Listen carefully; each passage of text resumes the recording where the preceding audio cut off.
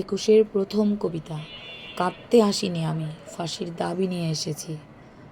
ওরা 40 জন কিংবা আরও বেশি, যারা প্রাণ দিয়েছে ওখানে রমনার রৌদ্রদগ্ধ কৃষ্ণচূড়ার গাছের তলায়, ভাষার জন্য, মাতৃভাষার জন্য, বাংলার জন্য, যারা প্রাণ দিয়েছে ওখানে একটি দেশের মহান সংস্কৃতির মর্যাদার জন্য, আলাওলের ঐতিহ্য, কায়কোবাদ, রবীন্দ্রনাথ ও নজরুলের সাহিত্য ও কবিতার জন্য, যারা প্রাণ দিয়েছে ওখানে পলাশপুরের মকবুল আহমদের পুঁথির জন্য, রমেশ শীলের গাথার জন্য, জসিমুদ্দিনের সোজন বাদিয়ার ঘাটের জন্য, যারা প্রাণ দিয়েছে ভাটিয়ালি, বাউল, কীর্তন, গজল, নজরুলের খাঁটি সোনার চেয়ে খাঁটি আমার দেশের মাটি, এ দুটি লাইনের জন্য, দেশের মাটির জন্য, রমনার মাঠের সেই মাটিতে কৃষ্ণচূড়ার অসংখ্য ঝরা পাপড়ির মতো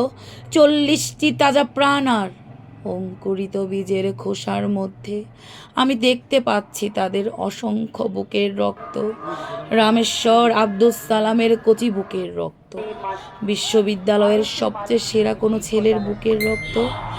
আমি দেখতে পাচ্ছি তাদের প্রতিটি রক্তকণা রমনার সবুজ ঘাসের ওপর আগুনের মতো জ্বলছে, জ্বলছে আর জ্বলছে, একটি হীরের টুকরোর মতো।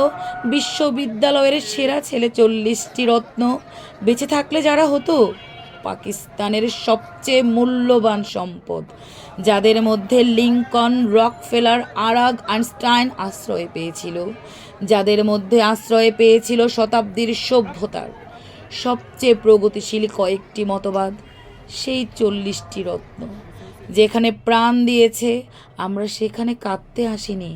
যারা গুলি ভর্তি রাইফেল নিয়ে এসেছিল ওখানে, যারা এসেছিল নির্দয়ভাবে হত্যা করার আদেশ নিয়ে, আমরা তাদের কাছে ভাষার জন্য আবেদন জানাতেও আসিনি আজ।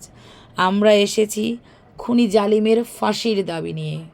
আমরা জানি ওদের হত্যা করা হয়েছে, নির্দয়ভাবে গুলি করে ওদের হত্যা করা হয়েছে।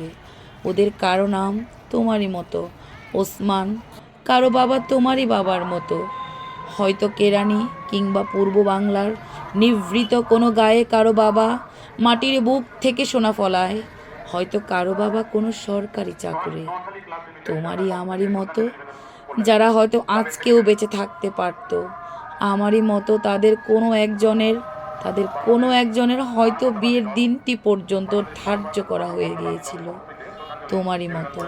তাদের কোনো একজন হয়তো মায়ের সদ্য প্রাপ্ত চিঠিখানা এসে পড়বার আশায় টেবিলে রেখে মিছিলে যোগ দিতে গিয়েছিল।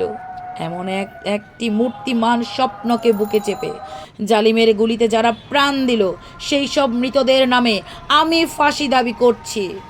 যারা আমার মাতৃভাষাকে নির্বাসন দিতে চেয়েছে তাদের জন্যে আমি ফাঁসি দাবি করছি। যাদের আদেশে এই দুর্ঘটনা ঘটেছে তাদের জন্যে ফাঁসি দাবি করছি। যারা এই মৃতদেহের ওপর দিয়ে ক্ষমতার আসনে আরোহণ করেছে, সেই বিশ্বাসঘাতকদের জন্যে আমি তাদের বিচার দেখতে চাই। আমি তাদের বিচার দেখতে চাই খোলা ময়দানে, সেই নির্দিষ্ট জায়গাতে শাস্তিপ্রাপ্তদের গুলিবিদ্ধ অবস্থায় আমার দেশের মানুষ দেখতে চায়।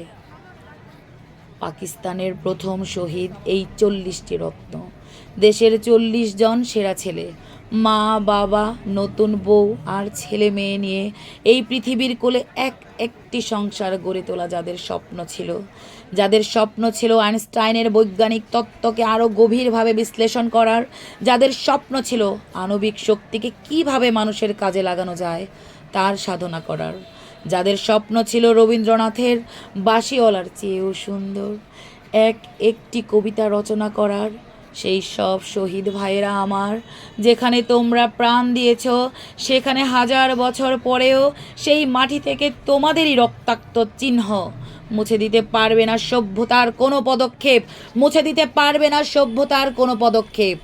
যদিও অগণন অস্পষ্ট স্বর নিস্তবতাকে ভঙ্গ করবে, তবুও বিশ্ববিদ্যালয়ের সেই ঘণ্টাধ্বনি প্রতিদিন তোমাদের ঐতিহাসিক মৃত্যুক্ষণ ঘোষণা করবে। যদিও ঝঞ্ঝা বৃষ্টিপাতে বিশ্ববিদ্যালয়ের ভিত্তি পর্যন্ত নাড়িয়ে দিতে পারে, তবু তোমাদের শহীদ নামের ঔজ্জ্বল্য কিছুতেই মুছে যাবে না, কিছুতেই মুছে যাবে না। খুনি জালিমের নিপীড়নকারী কঠিন হাত কোনো দিনও চেপে দিতে পারবে না তোমাদের সেই লক্ষ্য দিনের আশাকে, যেদিন আমরা লড়াই করে জিতে নেব ন্যায় নীতির দিন। হে আমার মৃত ভাইয়েরা, সেই দিন নিস্তবতার মধ্য থেকে তোমাদের কণ্ঠস্বর, তোমাদেরই কণ্ঠস্বর স্বাধীনতার বলিষ্ঠ চিৎকারে ভেসে আসবে। সেই দিন আমার দেশের জনতা খুনি জালিমকে ফাঁসির কাষ্ঠে ঝুলাবেই, হ্যাঁ ঝুলাবেই ঝুলাবে। তোমাদের আশা অগ্নিশিখার মতো জ্বলবে প্রতিশোধ এবং বিজয়ের আনন্দে।